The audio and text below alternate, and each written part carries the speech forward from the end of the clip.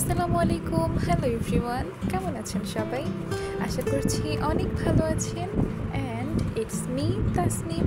আবার welcome to my channel Moonshine Tasnim. আজকে আমি আপনাদের সাথে শেয়ার করব রুটি আর আলুর দম। তো চলেন রেসিপি শেয়ার করা যাক। তো আলুর দম বানানোর জন্য প্রথমেই আপু নিয়ে নিয়েছে দেশি আলু। তো দেশি আলুটাকে ভালো করে সিদ্ধ করতে দিয়ে দিয়েছে প্রেশার কুকারে। আর এইদিকে হচ্ছে আম্মু রুটি বেলছে। তো আমরা এর আগেও ট্রাই করেছিলাম, আমি আর আপনি ছিলাম, তখন আম্মু ছিল না। তো আমরা ট্রাই করেছিলাম লুচি বানানোর। তো লুচি বানাইতে গিয়ে সে কী এক অবস্থা, আমি আর আপনি মিলে তো কোনোভাবেই বেলতে পারতেছি না, মানে ওটা ছাড়াচ্ছি না আটাটা। এভাবে যে কী সুন্দর গোল হচ্ছে না, আমাদেরটাও সময় এভাবে গোল হচ্ছিলই না। তো আমি আপুকে বলতেছি যে আচ্ছা আপনি, এটা কি ওই আটাই? হ্যাঁ, এটা ওই আটাই, বাট আমাদের প্রসেসিং মানে রুটি বানানোর প্রসেসিং ভুল ছিল।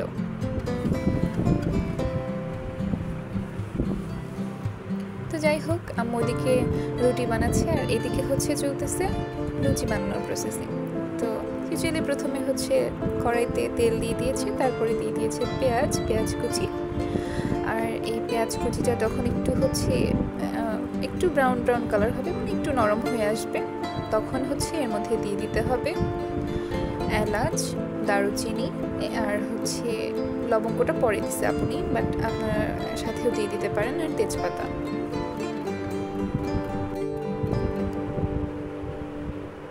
তো এবার হচ্ছে দিয়ে দিতে হবে 5 স্পাইসেস, মানে হচ্ছে 5 ফোড়ন যেটা আছে সেটা। আর আলুর দমে কিন্তু এই 5 ফোড়নটা আবশ্যক, এটা দিতেই হবে। আর এই যে বললাম যে লবঙ্গটা আপনি পরে দিছে, তো আপনারা একসাথেও দিয়ে দিতে পারেন অ্যাজ ইউর উইশ। তারপরে দিয়ে দিতে হবে হচ্ছে সিদ্ধ করে রাখা আলু। এবার এটাকে ভালো করে একটু ফ্রাই করে নিতে হবে। তো ফ্রাই করার জন্য আপনারা হচ্ছে এই মানে প্রথমে একটু ফ্রাই করে নেবেন এভাবেই। তারপরে আমরা কিন্তু আলু মানে ভাজার সময় সবসময় একটু হলুদ দিয়ে ভাজি, হ্যাঁ। তো আপনারা এই পর্যায়ে এসে সামান্য হলুদ দিয়ে নেবেন। তো হলুদ দেওয়ার পরে ভালো করে একটু নাড়াচাড়া করে নিয়ে তারপরে দিয়ে দিবেন স্বাদ মতো নুন। তারপরে এটাকে আবার আরেকটু ভালো করে ভেজে নিতে হবে। তো আমি এক সময় মনে করতাম যে আলুর দম বানানো মনে হয় খুব কঠিন কিছু, হাবিজাবি না, একদমই কঠিন কিছু না।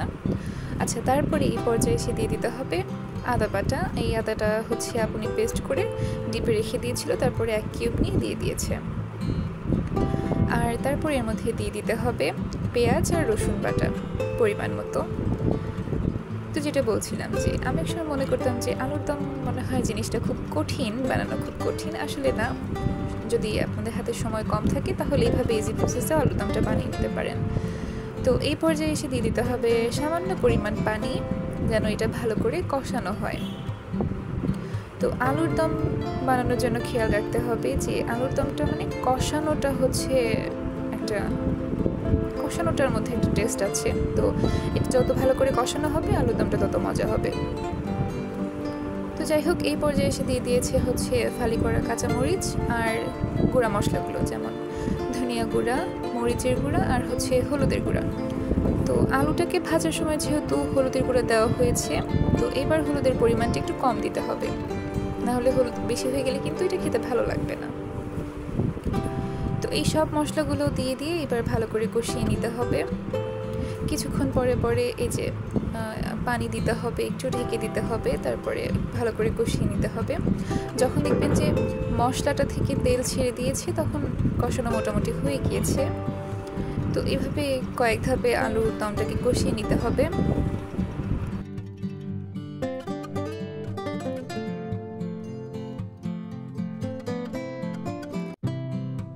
তো কয়েকবার ভালো করে কষিয়ে নেওয়ার পরে ফাইনালি এবার আলুর দমটার জন্য পানি দিয়ে দিতে হবে, মানে ঝোলের জন্য পানি দিয়ে দিতে হবে অবশ্যই পরিমাণ মতো। আর আলুর দমে বেশি পানি দেওয়া যাবে না, মানে একদম ঝোল করা যাবে না, একটু গ্রেভি